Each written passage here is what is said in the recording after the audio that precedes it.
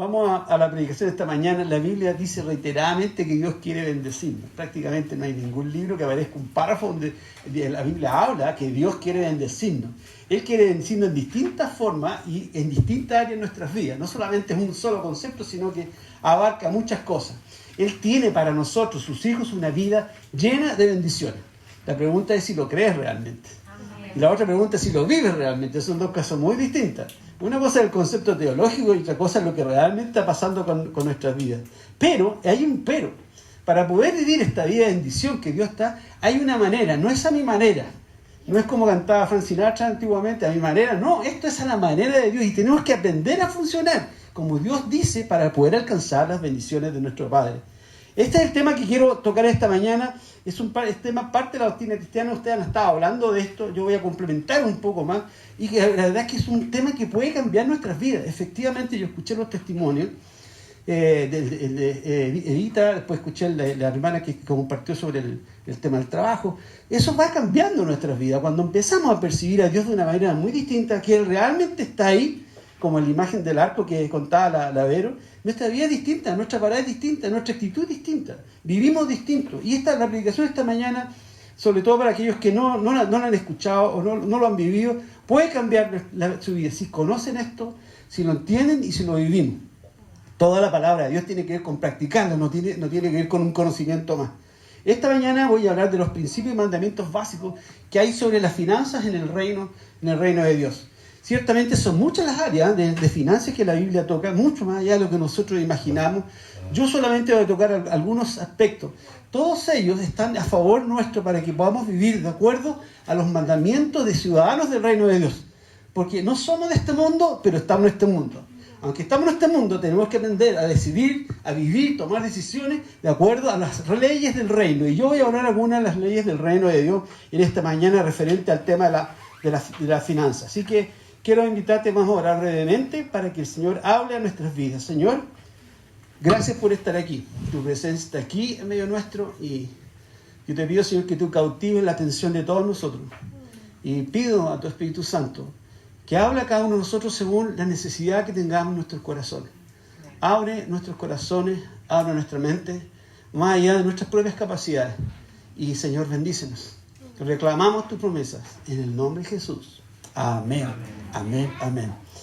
Hay tres aspectos importantes que quiero hablar antes de entrar en el tema de las leyes de finanzas que hay en la Biblia. El primero es decirles que este es un tema muy difícil de abordar. La verdad es que yo no conozco ningún pastor que le guste hablar desde el púlpito de finanzas.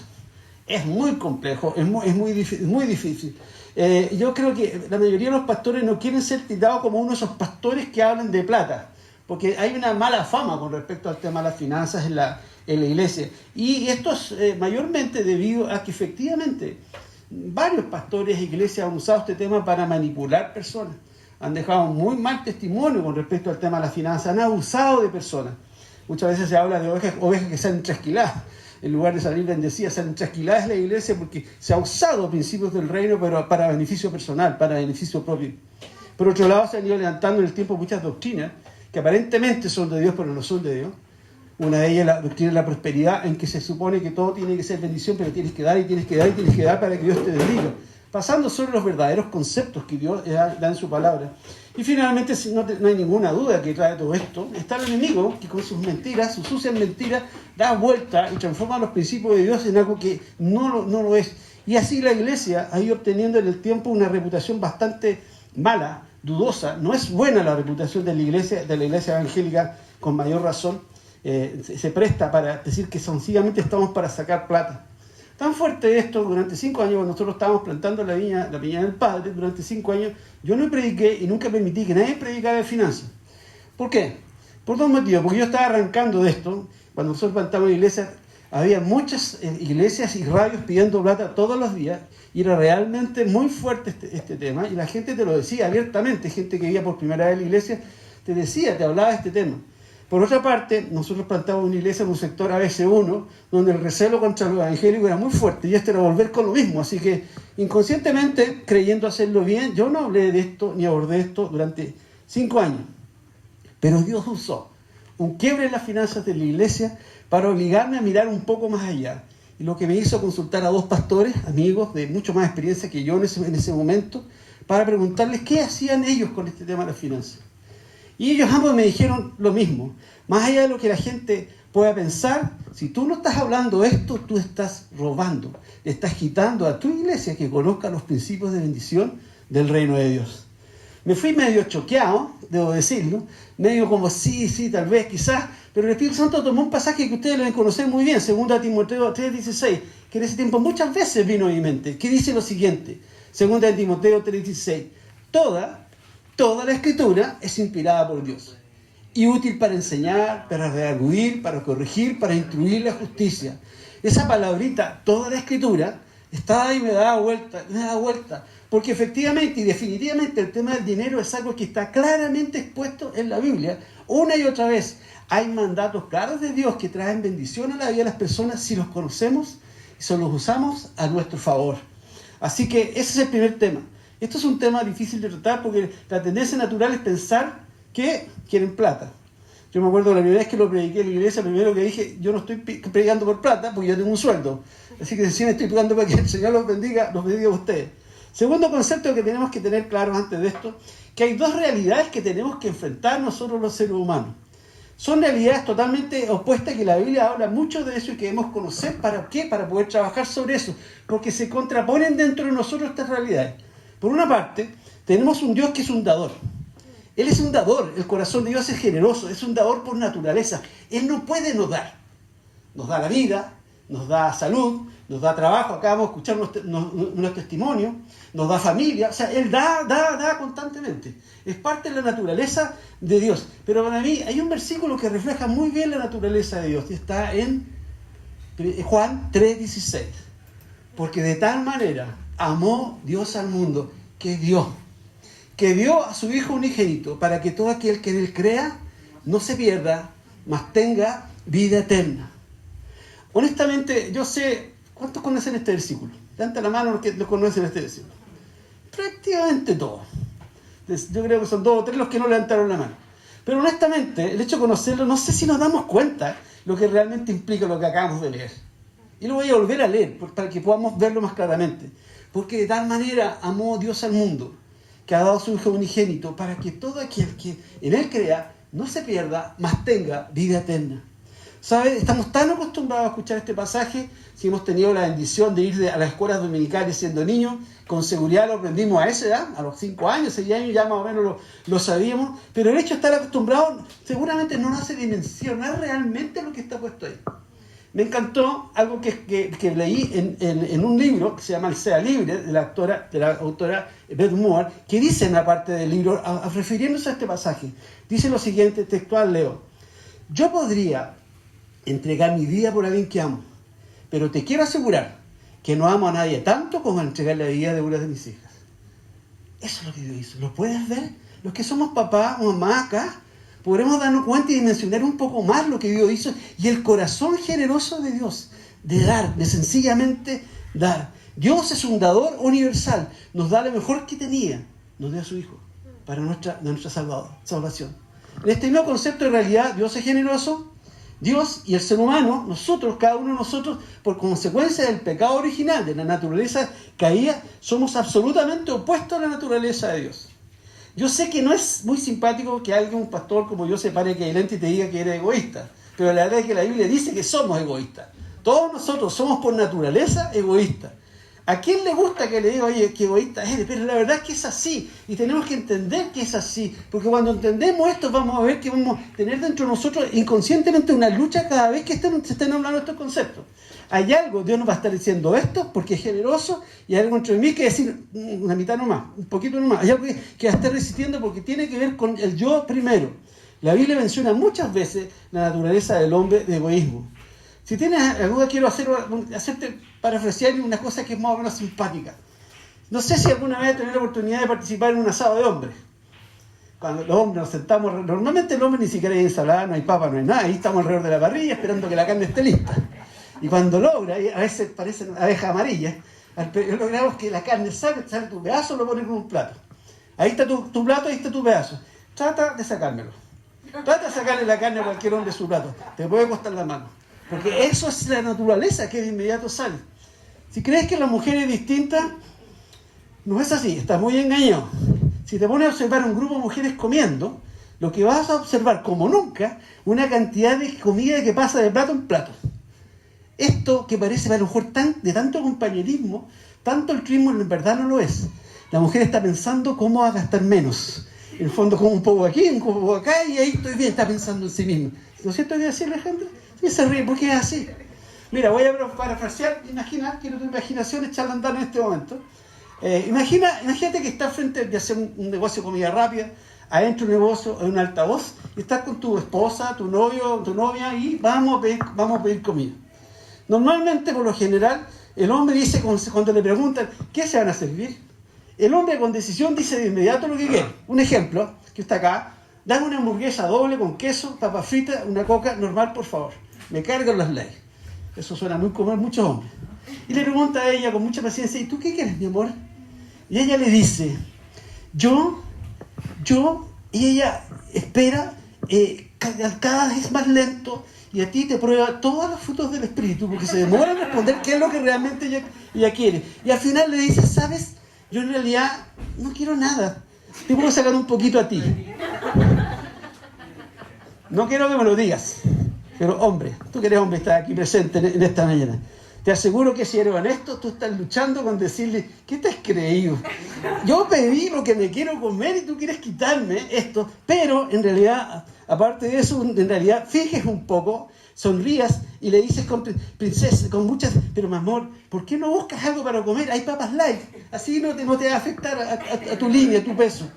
Ella va a sonreír con dulzura y te va a decir lo siguiente, es que no tengo mucha hambre, pero si me das tú una papa, a esa altura de la conversación tú estás seguro que a la mitad de tus papas van a pasar al otro plato.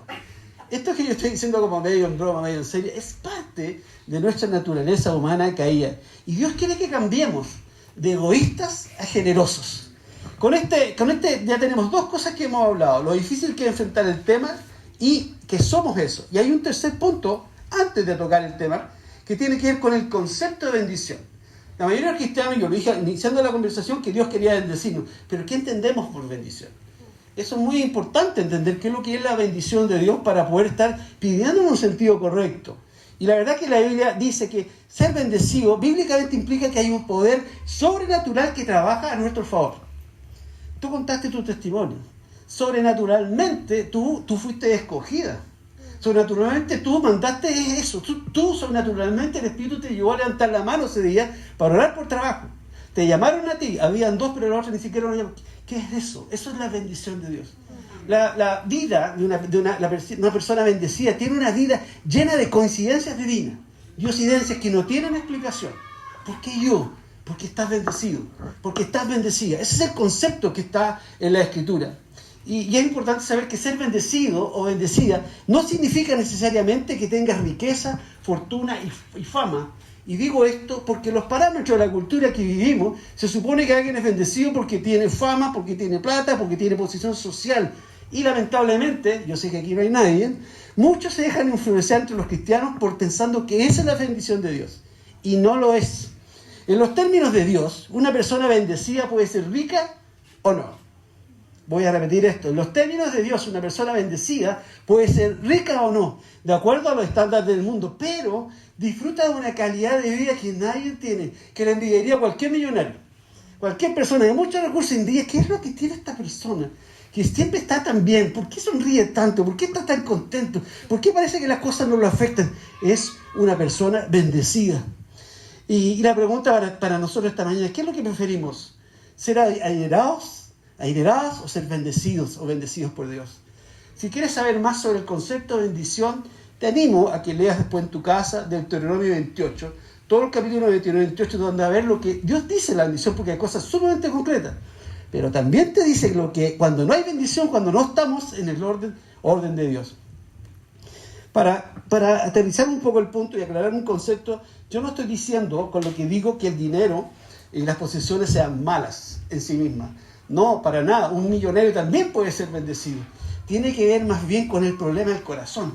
Cuando cambiamos las prioridades y colocamos lo material primero, ahí hay un problema. Ese fue el problema. ¿Te acuerdan del joven rico que se acercó a Jesús? Si lo pudiéramos definir, el joven rico era un cristiano. Hacía todo lo hacía. Era de arriba a la iglesia, hacía todas las cosas. Pero hay un problema en el corazón que tenía que ver con el dinero. Así que eso es el concepto de bendición. Teniendo en claro estas tres cosas, que esto es un tema difícil que vamos a batallar en nuestra mente con eso. Segundo, que tenemos que entender que Dios quiere cambiar y hacer de nosotros personas generosas. Probablemente muy distinto a lo que hoy día somos, o el estándar que a lo mejor hemos alcanzado un nivel, hay más. Te tengo que decir que hay más porque Dios no tiene límite. Y tercero, que entiendas bien qué es la bendición que Dios quiere darte. Entonces podemos hablar ahora de algunas leyes del reino de Dios en las finanzas. Primero es preguntarte, si no sé si tú sabías que hay alrededor de 500 versículos que hablan de la oración en la Biblia. Hablan de la oración como para interceder, comunicarnos con Dios, hablan del poder, que pueden haber sanidad a través de la oración. 500 versículos. Hay alrededor de 500 versículos en la Biblia que nos hablan de fe. El justo por fe vivirá. Todo el cristianismo por fe. 500 versículos. Pero hay más de 2000 versículos acerca del dinero y las posesiones. 2000 versículos acerca del dinero y las posesiones. ¡Wow! ¡Qué diferencia entre la oración y la fe, que hablamos tanto, y 2000 de dinero y posesiones que hablamos tan poco! Y es más, Jesús, de las parábolas que él dio, de 38, 16 tienen que ver con el dinero y las posesiones.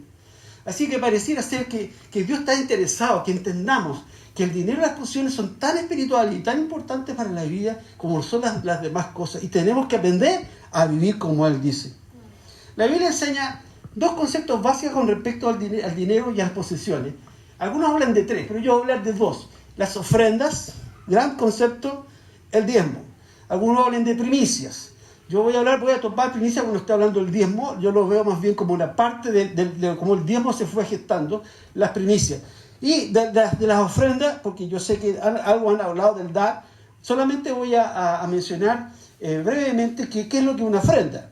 La ofrenda es un obsequio, una dádiva, un don, un regalo que damos, que alguien da como una demostración de reconocimiento, gratitud, obediencia, veneración, adoración. O sea, algo que yo doy a cualquiera de esas causas que está ahí. Cuando uno busca en la Biblia el concepto de ofrenda, te vas a encontrar que hay tres destinos de la ofrenda. La primera, que es la primera que aparece por supuesto, es Dios mismo y su obra. Dios habla de que den ofrendas para Él, para el templo, para los sacerdotes, para su obra. Esa es la primera. La segunda aparece varias veces la ofrenda para los necesitados. En el Antiguo Testamento aparecen muchas ofrendas que tenían que ver con los necesitados.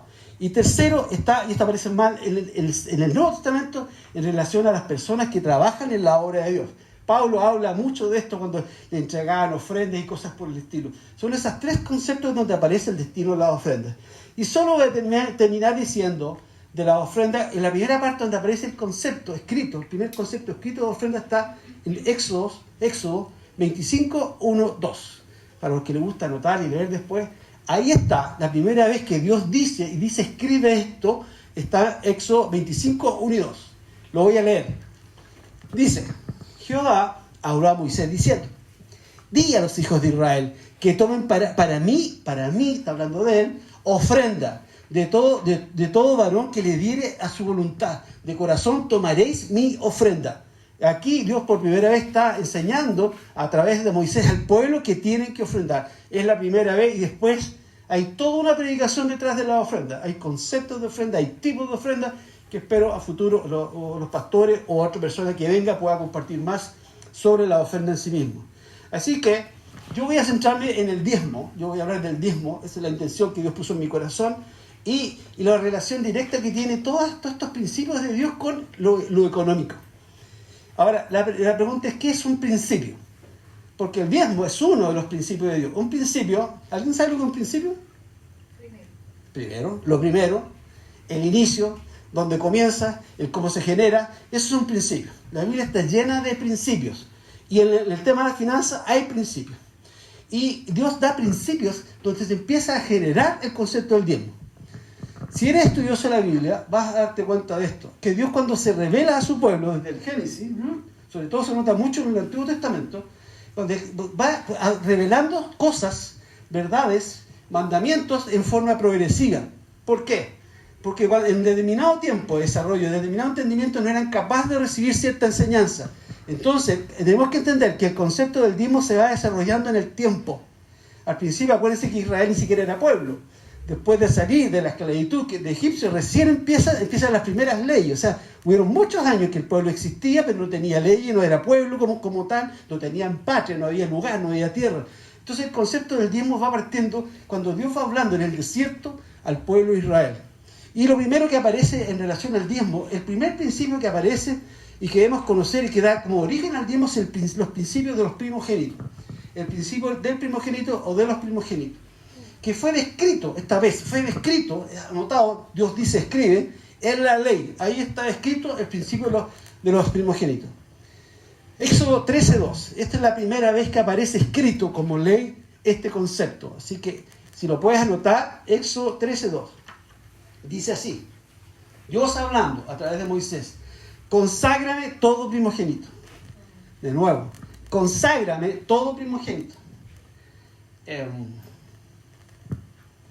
Cualquiera que abre la matriz entre los hijos de Israel, así de los hombres como los animales, mío es. Cualquiera que abre la matriz de los seres humanos o de los animales, mío es. Lo primero es mío. Eso es lo que Dios está diciendo. Lo primero es mío. Este es el principio que hay aquí. El principio de los primogénitos. Por primera vez en toda la Biblia, Dios está diciendo y enseñándole al pueblo de Israel y enseñando a nosotros, iglesia, que hay una parte de todo que es de Él. Que no tiene que ser tocado. La palabra conságrame, es apartado, santifica, no lo toques, es de Dios. Eso es lo que está diciendo la palabra de Dios en Éxodo 13:2. Como dije, este versículo por primera vez textualmente, Dios dice en su palabra que hay una parte de nuestras posesiones que son de Él. Lo primero que es suyo y no es nuestro. No podemos tocar esa parte. Debo dejar en claro que esta declaración de Dios no es antojadiza porque un versículo suelto es un pretexto. Hay más de 16 veces donde dice exactamente lo mismo. El primogénito es mío. El primogénito, lo primero, es mío. Quiero que leamos ahora 10 versículos más adelante. Éxodo 13:12. El que leímos era 13:2. Ahora vamos a leer Éxodo 13:12. Dice lo siguiente. Dedicarás a Jehová todo aquel que abriere la matriz. El primero. Volvemos a lo mismo. Dedicarás a Jehová todo aquel que abriere la matriz. Y asimismo todo primer nacido, todos los animales, los machos serán de Jehová. El mismo concepto está repitiendo Dios. Lo primero es mío, lo tienes que dedicar, consagrar, apartar para mí. En otras palabras, no lo uses tú, no lo toques tú. Este principio indica con claridad que cada vez que un animal tenía su primera cría, debía santificarse para Dios, apartarse para Dios, sacrificarlo, porque finalmente eran parte de los holocaustos. Acuérdate cuando Dios pedía un holocausto, era lo mejor que había, lo primero, o sea, era de Dios. No sé si logras ver que de una u otra manera Dios siempre tiene este concepto. Y el primero era adoración a Dios, el holocausto era una adoración a Dios, era lo que se hacía en aquel tiempo para adorar a Dios, para acercarse a Dios. Quiero que veamos aplicaciones prácticas de lo que ya hemos visto hasta este momento. ¿Cómo vamos aterrizando esto? Primero, imagínate que tú tienes una ovejita, por lo menos una. Y está a punto de tener su primera cría. No sabes cuántas crías va a tener. No sabes si esa oveja va a tener 1, 2, 3, 5, 10, 15, no tiene idea. Pero Dios no te ha dicho, deja que la oveja tenga 9 crías y me da la número 10. No, Dios dice, dame la primera de esa oveja. Eso es lo que Dios nos está diciendo. Dios no nos está diciendo, cuando la oveja ya tenga las 10, me das una parte a mí. Dios nos dice, dame la primera en fe. Dios no está diciendo, confía en mí. Confía que si me das mi parte, tú tendrás lo tuyo. Eso es lo que Dios está diciendo. Ese es el principio que hay detrás de esto. Yo no sé si te hace similitud con algo que Jesús dijo. Más buscar primeramente el reino de Dios y su justicia. Y todo lo que nos afane, el dividendo, el auto, todo será añadido. Es nuevamente lo mismo, o sea, Antiguo Testamento y Nuevo Testamento. Juan 6:33. Jesús está hablando exactamente lo que ya está dicho en el Antiguo Testamento. Dame lo primero, dame lo que es mío, para que haya bendición. Quiero darte otro ejemplo en relación a este principio de los primogénitos.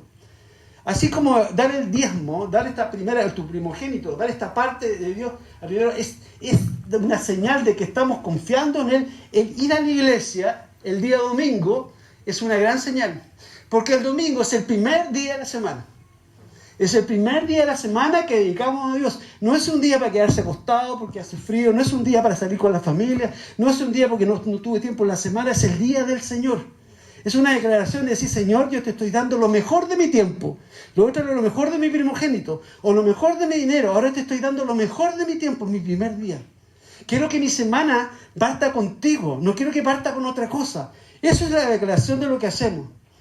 Que la pregunta es, ¿qué día empieza realmente la semana para ti? A veces puede ser un domingo o un lunes, algunos empiezan un carrete y dicen, empecé mi semana, depende de cómo tú lo tomes. Pero Dios dice que debemos apartar el día domingo porque es el primer día de la semana. Muchas personas, en el tiempo que vivimos, declaran el lunes como su primer día de la semana y dedican lo mejor de su tiempo para los negocios, para la empresa, para las compras, para lo que sea. Pero Dios dice, aparta el primer día de la semana. Tercer ejemplo, ¿te acuerdas de Jericó? ¿Dónde está ubicado Jericó, la historia de Jericó? ¿Te acuerdas que el pueblo de Israel entró a la tierra prometida? Josué iba a cargo, Moisés ya no estaba ahí, y empiezan a llenar la tierra, y hay una ciudad por delante. ¿Qué ciudad era la que estaba ahí que tenían que conquistar? Jericó, con las murallas, las tremendas murallas. ¿Te acuerdas cómo lo hizo milagrosamente Dios? Sobrenaturalmente, cómo los bendijo Dios, cayeron las murallas. Pero Dios había dicho a Josué algo muy especial, y está en Josué 6:18. Cuando le dijo, cuando entre a esa ciudad, cuidado con esto. Dice lo siguiente, Josué 6:18. Pero vosotros, guardaos del anatema. No toques, no toméis ninguna cosa del anatema. No sea que hagáis anatema del campamento de Israel y lo turbéis. Dios le estaba diciendo a Josué, de esa ciudad no tomes absolutamente nada. Porque si tomas eso, va a haber una maldición. Va a haber anatema y va a caer sobre ustedes el campamento, porque acuérdense que están en tránsito todavía, era campamento, sobre cada uno de ustedes si tocan lo que yo estoy diciendo, que no lo toquen. Dios no dijo, conquistan 10 ciudades y toman el botín de la 10ª y ¿qué hace con ellos? No, Dios dijo, esta primera ciudad no la toquen, no toquen la ciudad, es la primera, esta es la ciudad para Dios. Eso es lo que Dios está diciendo. ¿Recuerdan lo que sucedió en verdad? ¿Qué pasó en este episodio? Los bíblicos que están acá, tomaron posesión, digamos, hay uno que se llama Acán. tomó oro, cosas valiosas. La historia completa está en Josué 7, lo puedes leer, muy interesante, del 1 al 26. Porque efectivamente aparece todo el relato cuando Dios da indicaciones que entre, que van a conquistar la ciudad, no toquen esto, no hagan esto, otro, etcétera, etcétera. Y finalmente Acán, uno de la tribu de Judá, finalmente tomó esto. ¿Y qué es lo que sucedió a continuación? Venía la segunda ciudad a conquistar, se llamaba Jai. Cayeron derrotados, murieron cualquier cantidad de israelitas, tuvieron que huir avergonzados. La bendición se acabó, apareció la maldición. ¿Por qué? Porque tomaron lo consagrado de Dios. Eso es lo que está detrás de esto. La verdad que si los israelitas no hubieran tomado lo de Dios, lo consagrado a Él, ellos habrían sido bendecidos. Pero Acán trajo la maldición para el campamento y de hecho finalmente Acán muere apedreado. Eso es lo que pasa. ¿Quién tiene 20,000 pesos que me pase? Muchas gracias. Me está yendo bien. Mencioné al hablar del diezmo que Dios fue colocando un montón de principios para establecer el principio del diezmo finalmente. Ya hablamos del primogénito, ahora vamos a hablar de uno que es un complemento al primer principio. Y estoy hablando de los principios de los primeros frutos. El primogénito nos dice que el primer nacido de es mío. Ahora esto está diciendo que el primer fruto, eso es mío, apártalo para mí. Está diciendo exactamente lo mismo, uno con el agro y el otro está diciendo con el ganado, tienes que hacer esto. Dependía básicamente de a qué se dedicaba la persona en este tiempo, pero el principio es exactamente el mismo. Por primera vez aparece mencionado en Éxodo 23:19, bastante más adelante que el otro. Éxodo 23:19, para que lo marques en tu Biblia, lo puedas ver después. Lo voy a leer. Dice lo siguiente: las primicias de los primeros frutos de tu tierra traerás a la casa del Señor tu Dios. Las primicias de los primeros frutos de tu tierra traerás a la casa del Señor tu Dios. Voy a dejar ahí, vamos a leer otro pasaje para recordarle que los primeros frutos no es un solo versículo, es un principio que está en la Biblia. Voy a leer Ezequiel 44:30. Ezequiel 44:30 dice: de los sacerdotes serán los primeros frutos de todo, y todo lo que se presente de todas las ofrendas. De igual manera, se darán a los sacerdotes las primicias de todas sus harinas, así la bendición reposará en sus casas. Alguna enseñanza a este pasaje. Primero que nada, que ya es más amplio que solamente el primer fruto. Vuelve a insistir más adelante, es el 10% de todo. O sea, está agrandando el concepto. Y vuelve a repetir que en eso hay bendición. Así habrá harina, así habrá esto, o sea, cuando se está haciendo eso. Quiero volver a Éxodo 23, 19, que decía, las primicias de los primeros frutos de tu tierra traerás a la casa del Señor tu Dios. Decir que de este pasaje donde surge el concepto de las primicias, de los primicias de los primeros frutos, que algunos lo interpretan como la primicia, no voy a ahondar en este tema, como cuando mi árbol, por ejemplo, literal, mi árbol del primer damasco es el que yo lo voy a dar como primicia al pastor, a la iglesia, o qué sé yo, o sea, es el concepto que se usa. Y está bien, porque tiene que ver con la revelación de Dios que ellos tienen. Pero la verdad es que a mi modo de ver es un concepto mucho más profundo, porque si leemos en forma más detenida el pasaje dice lo siguiente. Normalmente entendemos que dice que Dios nos pide dar los primeros frutos, que son para Dios, pero la verdad es que dice eso, no dice eso. Es más profundo lo que él dice. El versículo dice efectivamente dar los primeros frutos, pero se refiere a las primicias de los primeros frutos, no a los primeros frutos. Lo primero de lo primero es lo que están diciendo ahí. Quiere decir que lo último de lo primero no es aceptable para Dios. Lo primero de lo primero es aceptable para Dios, no es lo último de lo primero. Yo que lo quiero decir de otra manera para tratar de que sea más entendible. No es la 10ª parte de los primeros frutos lo que Dios está pidiendo. Él pide la primera parte de los primeros frutos. ¿Qué es lo que hay aquí? Esto quiere decir que cuando dedicamos algo a Dios, nuestras primicias, estamos reconociendo que Dios es nuestra provisión. Y que no estamos sencillamente haciendo algo porque Dios lo dice y que hay que cumplirlo. Lo que está detrás, la lección de fondo, es que cuando damos algo a Dios, Dios ve nuestros corazones. Si lo colocamos realmente primero a Él. Eso es lo que está detrás de este pasaje. Damos lo primero nuestros frutos. Cuando lo hacemos, agradamos el corazón de Dios. Y algo que pregunté el viernes, ¿no es lo que dice el primer mandamiento? ¿No volvemos de nuevo al primer mandamiento? Si lo colocamos primero, nunca va a haber un problema con Dios mismo y su palabra. Solamente como reflexión, vamos a saltar al Nuevo Testamento. Discúlpeme que lo hace para allá, para acá, es mucho las cosas que uno pudiera hablar. Romanos 1:16, es reflexión solamente. Dice lo siguiente: si las primicias son santas, apartadas, también la masa restante. Y si la raíz es santa, también lo son las ramas. ¿Qué es lo que está diciendo? Si no tocas lo que es de Dios, toda tu vida va a ser bendecida. Las ramas, todo lo que venga. Eso es lo que está detrás de eso. Aquí hay un principio que traspasa del Antiguo al Nuevo Testamento. Quiero dar un ejemplo bien, porque ¿cómo traducimos hoy día, en el tiempo presente, este tema? ¿Cómo lo hacemos? Quiero dar un ejemplo. Si recibes, por ejemplo, el día jueves tu sueldo, pues jueves, viernes, el día que tú quieras, ese día decides hacer una transferencia o hacer un cheque para pagar las cuentas, para pagar el dividendo, para pagar el arriendo de tu propiedad, bien por ti. Y llega el domingo, entonces ahora hago el cheque o la transferencia o saco el dinero para la iglesia. Te tengo que decir que eso es así, no es lo que Dios espera. Dios espera que sea lo primero. En otras palabras, si tú recibes el sueldo, lo primero que debieras dejar en reconocimiento a quién es Él es el sueldo. Ahora, el diezmo. No sé si lo consideran muy duro, pero la verdad es que no lo digo yo, lo dice Dios en su palabra, es lo que Él ve. En otras palabras, cuando se recibe el sueldo, la primera transferencia, el primer cheque, el primer dinero entregado, debiera ser el diezmo apartado para Dios, porque es santo para Dios. ¿Quién me da 10,000 pesos? Muchas gracias, ¿me lo puede traer, por favor? Muy amable. ¿Me está yendo bien hoy día? Mencioné hace una tarde que el concepto del diezmo fue revelado a Dios a su pueblo de manera progresiva. Primero habló de principio, pero después pasan los años y Dios abiertamente ocupa el término diezmo. Ahora empieza a hablar de diezmo. Y el número 18, 28 es la primera, lo que yo encontré, es como la primera parte donde aparece el concepto de diezmo. Lo tengo en la NTV, número 18, 28. Dice lo siguiente: la 10ª parte de los diezmos que reciben de los israelitas tendrán que presentarla como ofrenda sagrada para el Señor.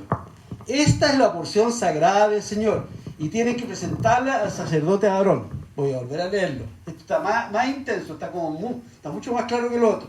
La 10ª parte de los diezmos que reciben de los israelitas tendrán que presentarla como ofrenda sagrada para el Señor. Esta es la porción sagrada del Señor y tienen que presentarla al sacerdote Aarón. Está claro que ahora ya el concepto de diezmo está establecido, ya ha ido pasando el tiempo y Dios está hablando del concepto del diezmo a su pueblo. ¿Hay algo más que Dios diga con respecto al diezmo? Sí, lo hay. Y eso lo voy a decir de forma inmediata. Cuando Dios instaura el tema del diezmo, Él instaura también dónde tiene que ir a parar ese diezmo. Definitivamente aparece sumamente claro cuál es el propósito o el fin último de los diezmos. En el versículo que acabamos de leer, el de Números, que acabamos de mencionar, vemos que finalmente, después de decir, la 10ª parte de los diezmos que recibe los israelitas tendría que presentarla como una ofrenda. Esta es la porción sagrada del Señor y que tienen que presentarla al sacerdote Aarón en el templo, en el tabernáculo. Ahí tienen que llevarlo. Ahí claramente está establecido por parte de Dios. Pero aún antes de esto, cuando recién tiró el Señor el tema de los primogénitos, en Éxodo 23, 19 dice: las primicias de los primeros frutos de su tierra traerán a la casa del Señor tu Dios. Traerán a la casa del Señor tu Dios. Ahora vamos a avanzar mucho más. Vamos a ponernos 400 años antes del nacimiento de Cristo. Vamos a Malaquías. Malaquías 3:10, que dice: traed todos los diezmos al alfolí y haya alimento en mi casa. Los diezmos al alfolí. El alfolí eran bodegas para recibir todas las ofrendas del pueblo de Israel. No era una cajita para echar moneda, eran unas bodegas donde se recibían las ofrendas del pueblo y estaban en la casa de Dios. O sea, definitivamente eso es así. No dice en ningún momento que podemos darlo para un necesitado, no dice que podemos darlo por misericordia, no dice que lo podemos dar para apoyar a un misionero, dice que debemos traer todos los diezmos al alfolí, tráigalos a la casa del Señor tu Dios. Yo creo que a esta altura, espero que tengamos claro un concepto. Cuando diezmamos a Dios, no estamos dando nada. ¿Aló? Cuando diezmamos a Dios, no estamos dando nada. No estamos ofrendando nada. Solo estamos devolviendo a Dios. El diezmo es devolver a Dios lo que le pertenece. El diezmo es devolver a Dios lo que le pertenece. El primogénito, los primeros frutos, la 10ª parte, es devolver a Dios, y eso desata la bendición. Eso es lo que desata la bendición económica y espiritual sobre nuestras vidas. Así que si queremos ayudar a un necesitado, bien hacemos. Si queremos hacer misericordia, bien hacemos. Si queremos apoyar a un misionero, si queremos apoyar una obra cristiana en X lugar, bien hacemos. Pero no puedes tomar ni el diezmo ni una parte del diezmo para hacer eso. ¿Por qué? ¿Por qué no podemos tomarlo? Sí, pero es más simple que eso. Porque tú no puedes dar lo que no es tuyo. Si el diezmo no es nuestro, ¿cómo vamos a estar dando lo que es nuestro? Diezmar, insisto, es devolver a Dios lo que le pertenece. ¿Te acuerdas que yo pregunté quién me da 20.000, quién me da 10.000? ¿Sabes por qué llegaron y me lo pasaron? Porque yo se los di. Así es el diezmo. ¿Tal cual? Por eso me lo entregaron. Nadie puso cara como, oye, no te lo voy a entregar. Yo estaba temeroso colgado que se fuera con... ¿No? Por eso, no sé si se ve tan gráficamente así, por eso que no hubo ni un problema como, ahí está, porque nunca fueron de ellos, eran míos, yo se los había pasado. Eso es lo que pasa con el concepto del diezmo. El diezmo es una prueba. Levítico 27:30 dice, el diezmo de la tierra, vuelve al concepto, el diezmo de la tierra, así de la simiente de la tierra como el fruto de los árboles de Jehová, es cosa dedicada a Dios. La Biblia, la palabra diezmo se ha traducido literalmente como décima parte. Es la décima parte de lo que nosotros tenemos, poseemos, recibimos, etc. Y en la Escritura, el número 10 siempre está relacionado con una prueba. Siempre, cada vez que aparece un 10 hay una prueba detrás de esto. Te voy a dar un ejemplo. ¿Cuántas fueron las plagas de Egipto? Pero ¿qué es lo que es en una prueba? El corazón de Faraón fue probado 10 veces antes de finalmente decir ya, que se vaya el pueblo. ¿Cuántos mandamientos hay? 10 veces está siendo probada nuestra obediencia. Estamos diciendo los mandamientos, ¿no? Eso es una prueba. Los mandamientos son una prueba finalmente. Son una bendición, pero son una prueba. ¿Cuántas veces, aquí probablemente no todos lo sepan, cuántas veces Dios probó el corazón de Jacob, permitiendo que su salario cambiara mientras trabajaba para su pueblo?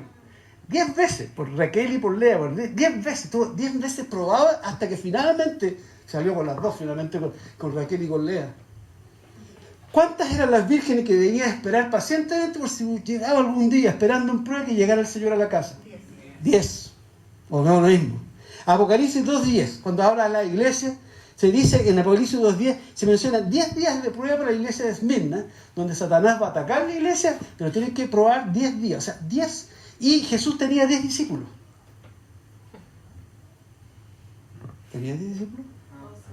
Ahí está la prueba usted. No se lo ni cuánto.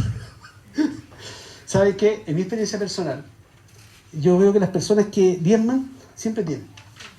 Las personas que siempre tienen. Y las personas que no diezman, normalmente te dicen como, no puedo diezmar, no tengo suficiente, no me alcanza. No sé si te sientes reflejado con esto. Pero cuando te diezmas es sobrenatural. Es sobrenatural. Yo muy bien me estoy apartando. La primera vez que yo conozco este tema del diezmo hace muchos años, pero durante muchos años estuve fuera de la iglesia. Y cuando volví a la iglesia, ofrendé todo lo que podía ofrendar. Pero el diezmo, no. Y me acuerdo que un día estábamos en una reunión de la iglesia y un pastor norteamericano predicó sobre el diezmo. Y fue tan potente y tan convincente la predicación que al final dice, si tú quieres entregar esta área de tu vida al Señor, pasa adelante. Fue Dios hablándome todo el rato con esto. Y agregó algo que fue muy minuto fatal. Y si quieres ahora empezar a devolver lo que era de Dios, hazlo ahora. Y por mala suerte mía andaba con la chequera. Y empecé a calcular y él dijo, esto es gracia. Dijo, no estoy diciendo que pagues todo lo que le robaste a Dios. Estoy diciendo que ahora haz lo que tengas que hacer. Y empecé a calcular cuánto tendría que ser y era exactamente todo lo que tenía menos 5,000 pesos en la chequera.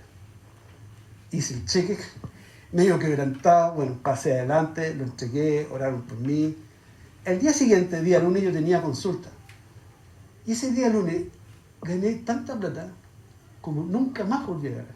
Pasé la cantidad que vi y fue Dios diciéndome, confía en mí.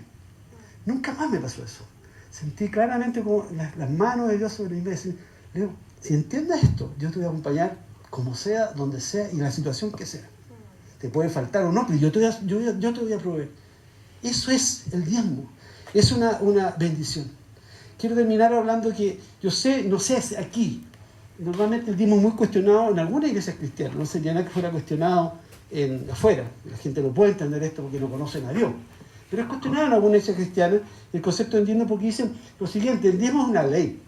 El diezmo fue puesto en el Antiguo Testamento y ahora vino Cristo, estamos bajo la gracia, por lo tanto no hay que dar el diezmo. Eso es lo que ellos te dicen a grandes rasgos. Y la verdad es que es muy claro que en la Biblia hay muchas cosas que fueron estipuladas bajo la ley. Dios fue avanzando, acuérdate de la relación progresiva de Dios, y fue dando ciertas normas al pueblo, enseñando al pueblo durante el tiempo. Pero lo que Dios enseñó fueron principios. Y los principios de Dios son eternos, no cambian, son eternos desde siempre. Eso es lo que Dios dice, así es y así va a seguir siendo. Eso es lo que Dios dice.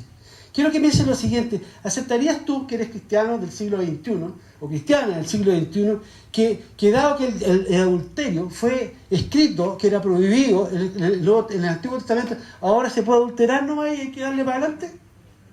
¿No? ¿Aceptaría alguno de ustedes que dado que el robo también fue estipulado, no robar en el Antiguo Testamento, ahora podemos robar? ¿Cuál es el problema? Robemos nomás. No, definitivamente no, porque son principios eternos de que está ahí. El diezmo no es una ley. Quiero que retrocedas conmigo en el tiempo antes de los versículos que te di, el Éxodo, cuando recién empieza a decir Dios lo que va a pasar, como a estipular esto. Vamos a retroceder en el tiempo y nos vamos a ir a Génesis 22. En Génesis 22, Dios le pide a un hombre llamado Abraham, su hijo, Isaac. ¿Qué es lo que le pide? Su primogénito. ¿No te suena como ya familiar lo que iba a pasar después? ¿No te das cuenta que está pasando exactamente lo que venía después? Era como un adelanto. Abraham, dice la Escritura en Génesis 22, con todo el dolor de su corazón de padre, entendió que Isaac era hijo de Dios antes que hijo de él y decidió entregarlo y viajó hacia el lugar, hacia el monte Moriah y preparó todo para entregar a su hijo, entendiendo que el primogénito, aún no estaba la ley, era de Dios. Y sabemos el resto de la historia. Dios proveyó el reemplazo para ello. Proveyó a Jesús. Alguien murió por él. En este caso era un carnero el que murió por él, pero alguien murió por él. Para nosotros fue Jesús el que hizo ese papel. Él no esperó, estoy hablando de Abraham, él no esperó a tener 10 hijos para entregar su primogénito. Sencillamente él entendía, él no conocía la ley, pero él conocía a Dios. No había ley escrita, pero él conocía a Dios y sabía que si lo Dios decía es lo que había que hacer. Tampoco Dios le dijo a Abraham, sabiendo que solo tenía Isaac, cuando tengas 4 o 5 hijos, entonces me das uno. No, le dijo, dame lo primero. Y Abraham lo dice, y sabemos la historia de Abraham, un hombre bendecido, el padre de la fe, la bendición de Dios se reposó sobre él. Si vamos un poquito más atrás, Génesis 14, 20, nos habla del encuentro del mismo Abraham que salió a pelear a unos reyes que ahí ganó varias batallas y tiene un encuentro con un hombre llamado Melquisedec. Melquisedec, que dice literalmente en el pasaje de Génesis, es rey de Salem, que significa paz, sacerdote de Dios Altísimo. Y lo bendijo y Abraham le entregó todo el diezmo de todo lo que ganó. ¿Quién le dijo a Abraham que entregara el diezmo? ¿Por qué Abraham te entregó el diezmo si Moisés ni siquiera nacía? Todavía las tablas de la ley no eran escritas. Esto es mucho antes que eso. La verdad es que no había ni Biblia, no había NBI, NTV, Reina Valera, la que tú quieras, no existía ninguna de esas cosas. Pero Abraham supo que tenía que hacerlo. Según Hebreos 7, del 1 al 4, dice que Melquisedec, que es mencionado en el Génesis como rey de paz y rey de justicia, un hombre sin principio y fin, era la figura misma de Jesucristo. Abraham entendió, como conocía a Dios, que ese era el Hijo de Dios y le entregó el diezmo de todo. Sin concepto, sin ley, solamente fue un tema del corazón. Entender que él lo merecía, que era de él lo que él había obtenido.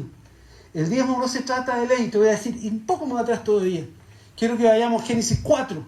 Génesis 4 nos habla de la historia de Caín y Abel.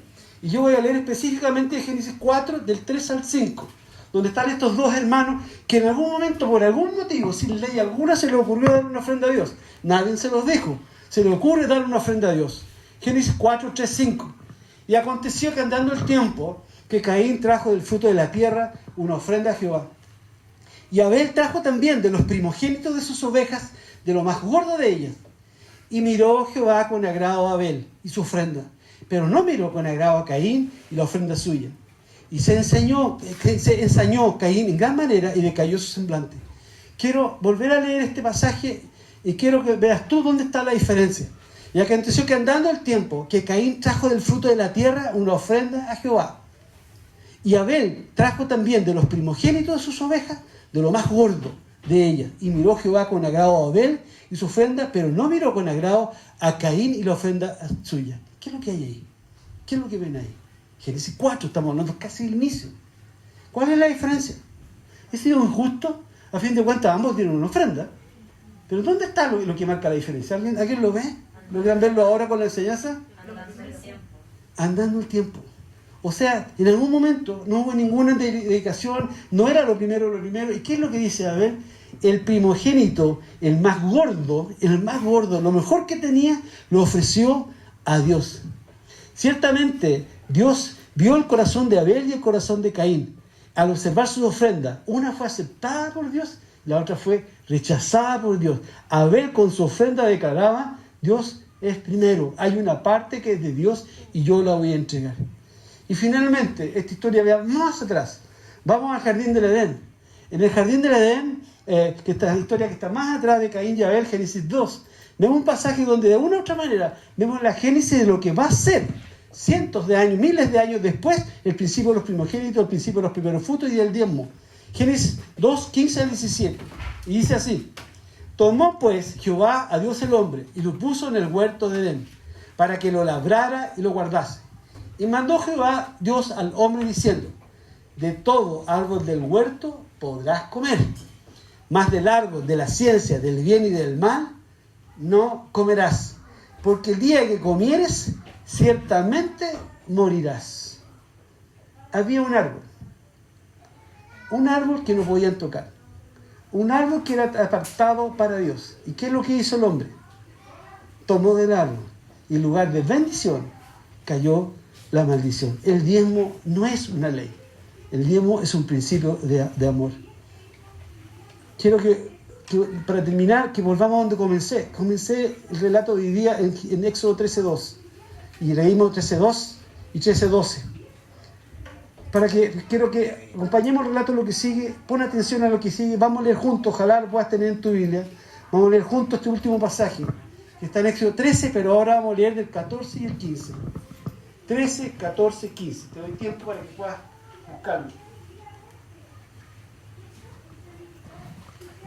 Éxodo 13, 14, 15. Y dice así, en el nombre del Señor. Aquí está Dios hablando a Moisés para que le hable al pueblo. Eso es lo que está pasando acá.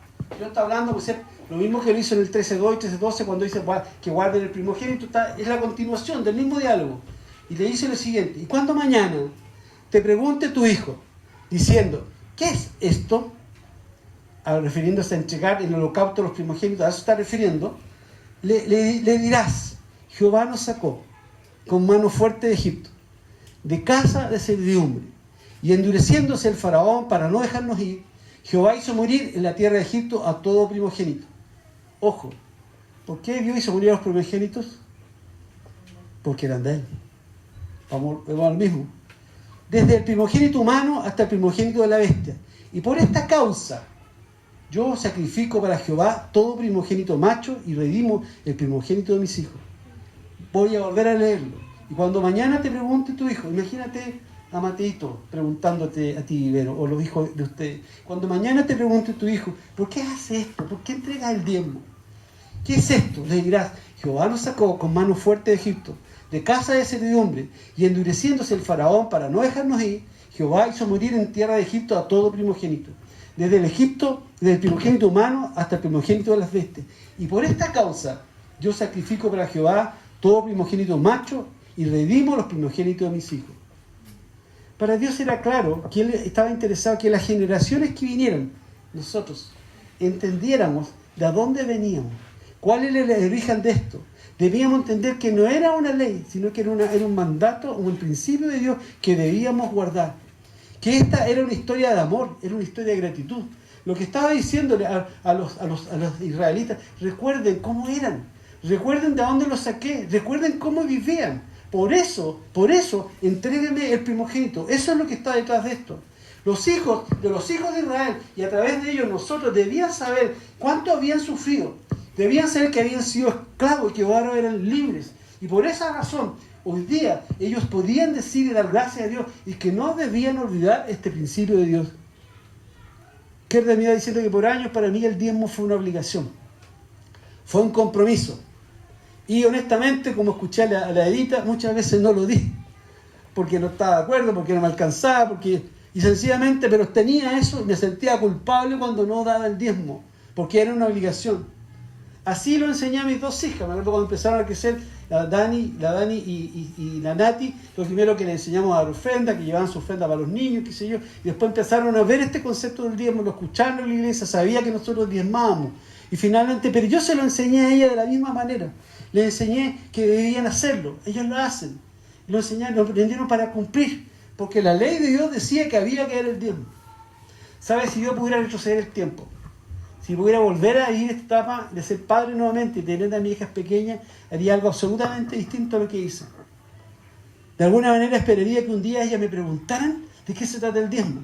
O que algún día me sorprendieran haciendo una transferencia al diezmo con una cantidad que para los ojos de niña es una cantidad increíble de plata. Solamente me preguntaran que por qué lo haces, papá. Y yo le diría lo siguiente: hija, papá no es la misma persona que era antes. Papá es muy distinto a lo que es hoy día, a lo que tú conoces. Pero un día conocí a Jesús. Un día Él cambió mi vida. Un día Él sanó mi espíritu. Un día Él me dio una familia. Un día Él me dio libertad. Por eso lo hago. Porque tengo una deuda de amor, tengo una deuda de gratitud que jamás voy a poder pagar. ¿Sabes, hija? El diezmo lo doy por amor, porque he sido amado y sigo siendo amado. El diezmo no es una ley, es un principio de amor de Dios y de provisión para cada uno de nosotros. Dios les bendiga.